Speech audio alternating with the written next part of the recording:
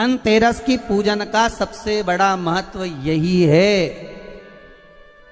अगर हमारे पास में जो है, हमारे को जो भगवान भोलेनाथ ने दिया है, हमको जो नारायण ने दिया है, उसी के अनुसार हम भगवान की सेवा करें। धनतेरस ये नहीं कहती कि आपके पास में कुछ नहीं है तो आप कर्जा कर कर चांदी के बर्तन खरीद के लाओ। धनतेरस ये नहीं कहती कि आपके पास में कुछ नहीं है तो कर्जा कर कर आप सोने की अंगूठी बनवा कर लाओ। धनतेरस ये नहीं कहती कि आपके पास में कुछ नहीं है तो कुछ घर का ही सामान बेचकर हम दूसरी सामग्री लेकर जाए। नहीं नहीं नहीं, नहीं। धनतेरस कभी नहीं कहती।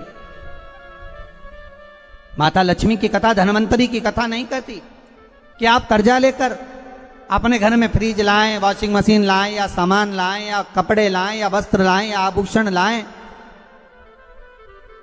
कई लोगों ने धनतेरस के महत्व को बिगाड़ दिया कि हमको धनतेरस के दिन सामान लेकर आना है, चांदी का बर्तन लेकर आना है, ये सामान लेकर आना है, वो सामान लेकर आना। लाओ, मना नहीं है। धनतेरस का दिन ही है, धनवंतरी का दिवस ही है, क्योंकि धनवंतरी देव जब मंथन के समय पर प्रकट हुए थे, महाराज शरद पूर्णिमा के दिन जब मंथन हुआ था तो उसमें चंद्र प्रकट हुए थे। मंथन का क्रम प्रारंभ हुआ, कार्तिक की द्वादशी के दिन जो मंथन हुआ उसमें कामधेनु गाय प्रकट हुई और मंथन प्रकट हुआ। त्रयोदशी आई, धनवंतरी देव प्रकट हो गए, जिनके एक हाथ में शंख है, दूसरे हाथ में चक्र है, तीसरे हाथ में सुंदर औषधि है और चौथे हाथ में सुंदर अमृत का कलश है उनके। स्वयं धनवंतरी देव प्रकट होते। और ये धनवंतरी है कौन? भगवान विष्णु का ही एक अंश।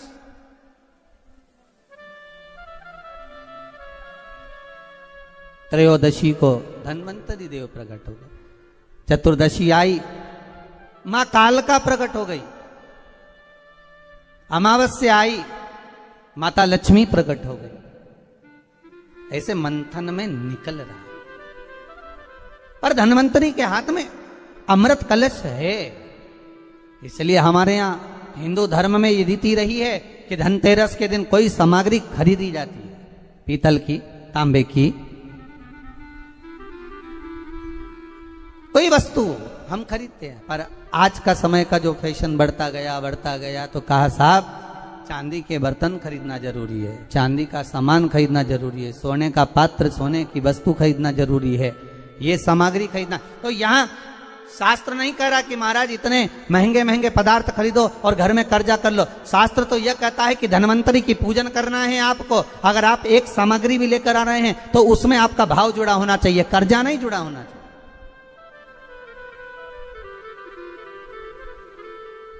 मेरा निवेदन रहेगा घर के बच्चों से भी, घर की माताओं से भी, घर की बहुओं से भी, घर की बेटियों से भी, आपके पिता, आपके घर के बुजुर्ग, आपके घर के बड़े, जिनकी जितनी सामर्थ्यता है और सामर्थ्यता के अनुसार अगर वो आपके यहाँ पर एक तांबे की एक प्लेट भी लाकर दे रहे हैं, तांबे का एक पात्र भी लाकर दे रहे हैं, एक छोटा सा वस्तु भी लाकर दे रहे हैं, तो आप समझना कि धनवंतरी देवता की कृपा हुई है और हमारे घर में आज ये वस्तु प्राप्त हुई है। हमारे घर में आज ये वस्तु आई है। उसी को आप स्वर्ण की मान ले, उसी को आप चांदी की मान ले और उसी का पूजन कर ले। लक्ष्मी और दरिद्रता देवी। महाराज ये दो अलग हैं, दोनों बहनें हैं। लक्ष्मी भगवान विष्णु के साथ में बिहा रही हैं, दरिद्रता दुसाह मुनि के साथ में बिहा रही हैं। शायद इसीलिए हमारे हिंदू धर्म के अंतर्गत माता लक्ष्मी का जहां पूजन होता है, माता लक्ष्मी की जहां आराधना होती है, वहां से दरिद्रता को बाहर निकाल दिया जाता है।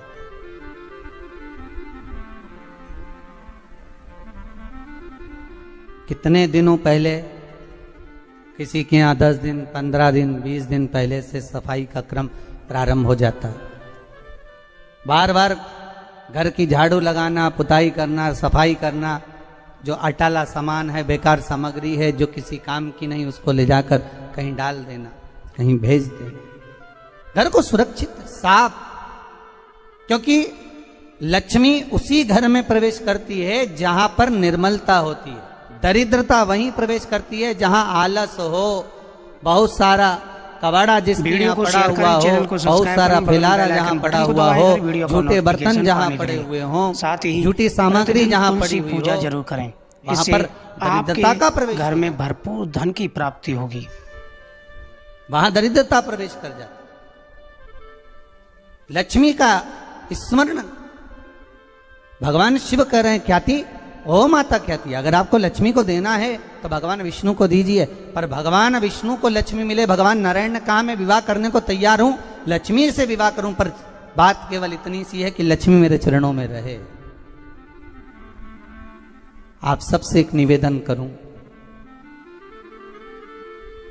इस धनतेरस के माध्यम से जितने भी भारत भूमि के आप आस्था चैनल पर पूरे विश्व में जो कथा श्रवण कर रहे हैं,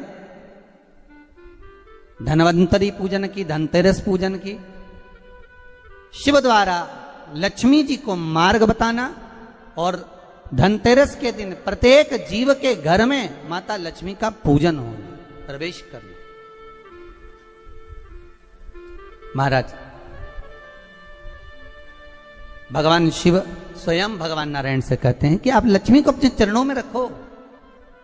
भगवान कहते हैं मैं रखने को तैयार हूं, पर लक्ष्मी मेरे चरणों में रहे, जहां मैं हूं। बगल में बेल आइकन बटन को दबाएं हर वीडियो का नोटिफिकेशन पाने के लिए। सबसे निवेदन है मेरे चैनल पर आपको निर्मलता रखोगे, उपायों की धन से संबंधित वीडियो प्राप्त होती रहेगी। घर को साफ रखोगे उतनी ही लक्ष्मी आपके यहाँ प्रवेश करेगी। पर केवल घर की सफाई से काम नहीं चलेगा।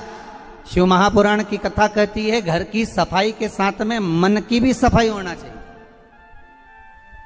काम, लोभ, आसक्ति, वासना, तृष्णा, ये सब हमारे भीतर भरा हो और हम सोचें कि भगवान हमारे घर में प्रवेश कर जाए तो वीडियो को शेयर करें, चैनल को सब्सक्राइब करें, बगल में बेल आइकन बटन को दबाएं हर वीडियो को नोटिफिकेशन पाने के लिए। शिवाय नमस्तुभ्यं।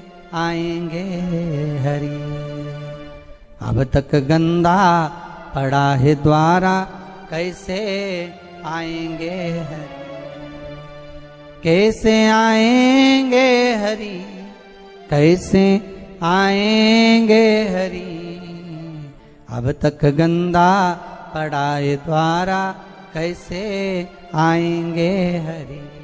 हम केवल घर की सफाई ना करें, हमारे भीतर जो अहंकार समाया हुआ है, हमारे भीतर जो काम समाया हुआ है, हमारे भीतर जो आसक्ति भरी हुई है, हमारे भीतर जो लोभ भरा हुआ है। वीडियो को शेयर करें, चैनल को सब्सक्राइब करें, बगल में बेल आइकन बटन को दबाएं हर वीडियो का नोटिफिकेशन पाने के लिए।